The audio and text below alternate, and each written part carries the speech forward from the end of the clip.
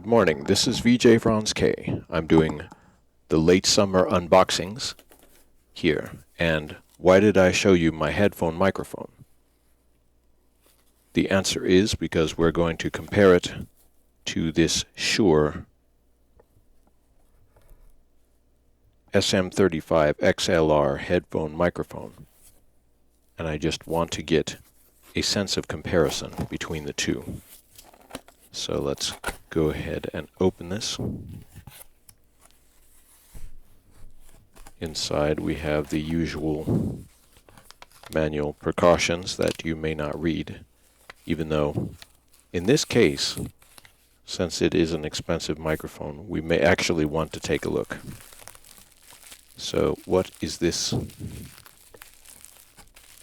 inside the first bubble wrap bag here? Take a look, different parts. So here is the converter from the smaller connector used by some of these headset mics to XLR. And that is because you may want to use them with various wireless transmitters, things like that. This is a pretty nondescript box. I'm going to put it to the side. We get down to the actual headset here. This is the real subject of the thing, the SM35 headset. It is a condenser microphone, so this is going to be different, and hopefully I've read that this has a better sound, particularly in the bass region. And for some people that may not matter, or they may want to eliminate the bass, but because you know the way my voice is, it's baritone, I'm going to the low end of the spectrum usually, so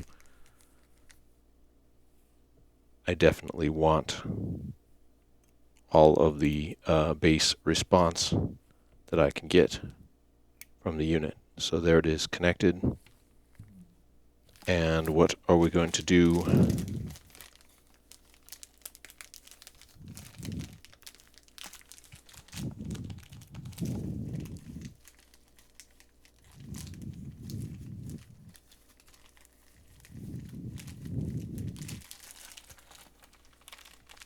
A lot of different parts here, but these are the coverings for the covering for the microphone capsule itself. So, see, we'll get one of these out, and here is the actual microphone. It is still small, but it is definitely more substantial than you're going to get on a lot of these headphone microphones. They do tend to be rather small, so that clicks right on there, as it should. Here is the headphone adjustment, and I will put it right on my head. Would I wear two different headphone mics at the same time? I really might, just to get the best sound for my performance. Obviously, when you're singing, it is a different type of sound quality you're trying to get, rather than just talking. Even though speech clarity could be an important goal for you too. But let's see. So here we have the wireless headset connector to XLR adapter, and this is going to be a phantom power module here. So let's see, I'm going to go ahead and plug it in to number 2 on my mixer here. Does this have a special clip on it? Why does it do that? Just to hold it in place. See. So there, lift that up. Now I can connect it. Is that? Let's see, for some reason it is not fitting. It could be because of this extra piece of metal.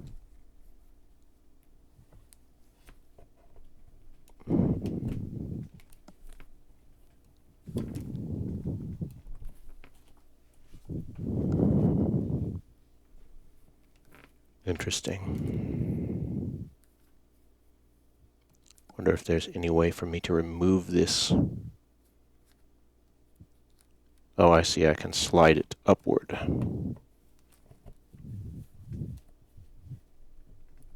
Or put it to the side there. So now it seems to be connected. I'm going to put it on my head in just a moment.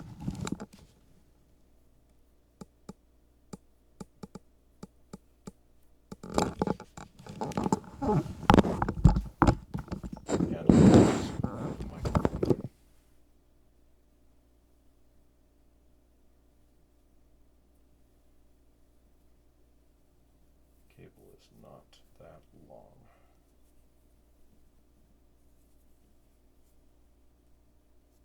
Because in a lot of cases this is just going to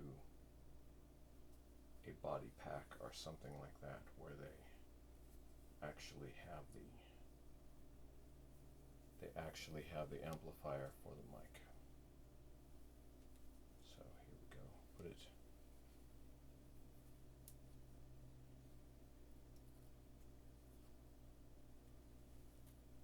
How is this supposed to go? Let's see. So it goes over the ears, then down by the mouth, and I'll move it over a bit.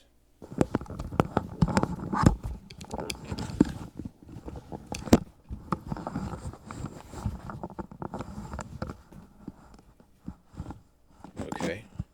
Actually, I'll put that on the other side of my head.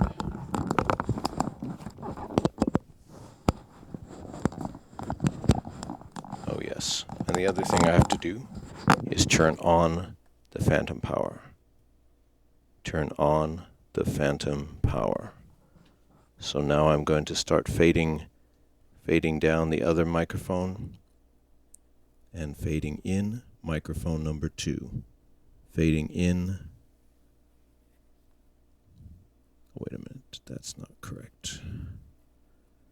I'm adjusting the mid level here. I really don't want to change the mid level of anything on the EQ. What I want to do is change the level. So this is now, fade this down, and now fade the new microphone in, fade the new microphone in, fade the new microphone in, fade the new microphone in. Testing 1 2 3. Testing 1 2 3. Testing, adjusting the volume, adjusting the volume, adjusting the volume, and microphone placement, microphone placement, microphone placement. I will still have to learn how to place this one. So here is the new microphone, the SM35, and then I'll fade it out and fade in my Audio-Technica, which is currently going through the VT4 there, just so I would not send phantom power through it. So phantom activate, SM35, SM35, SM35, SM35. I do hear a greater bass response from this SM35 so far. Testing 1, 2, 3. Testing 1, 2, 3.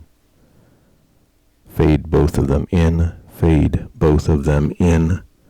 Yes. So what we have heard before is that the SM35 has a larger bass response, whereas the Audio-Technica, let's see, what is it? It's called BTS1, is it? Or BPS1. It's not the K-pop band BTS, it's BPS for headphones with a microphone. But yeah, that already is a different kind of sound, so I'm going to enjoy adding that to my sonic palette in the near future, and we'll see how it sounds with the performances, just the different microphones. Once again, I will fade out the SM35, fade out the SM35. I'm used to the sound of this Audio-Technica. Just the SM35. Wow. Okay, you can hear that is more bass. I wouldn't really call it a rich bass sound. It's kind of overloaded, but I will still have to learn how to place this mic boom properly in relation to my mouth here. But right now I have two different microphone booms on my left and right side of my face, so that's a bit funny. Tune them both in. See, this was what I hoped. Both of the microphones would pick up a different type of sound and really do a good representation of things. So please subscribe, ask any questions that you like about headphone microphones, voice effects, and such. I always have liked to use headphone microphones because I need both of my hands free in many cases to operate these synthesizers, drum machines, voice effects, and all of this other stuff mixing that I do while vocalizing. So even though I do like a handheld mic as much as anybody, these headphone mics are excellent. They can sort of help me out with, so they give you an extra foam covering for your microphone, which is good. They do get worn out, they do get lost. And here's a little clip for clipping the small wire to your clothing or something like that. Standard manual stuff. I'll take a look at that later. It is made in Mexico. Shure microphone.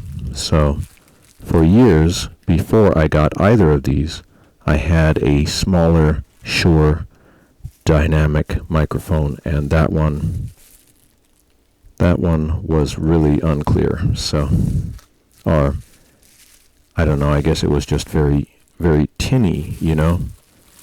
And so I got a Crown dynamic microphone, but a combination of two things. A, it was very fragile, and B, I didn't fully know how to take care of a condenser microphone in a performance setting yet, and so it slowly got damaged and destroyed. over a few years. I'm not sure where it is now, but it may not be functional. Or perhaps I could get it repaired, but we'll try this one, see how it goes. Thank you for watching. Please subscribe. Give me your questions, comments, and everything else. This is VJ Franz K, signing out for now. We're living the high-tech lifestyle every day.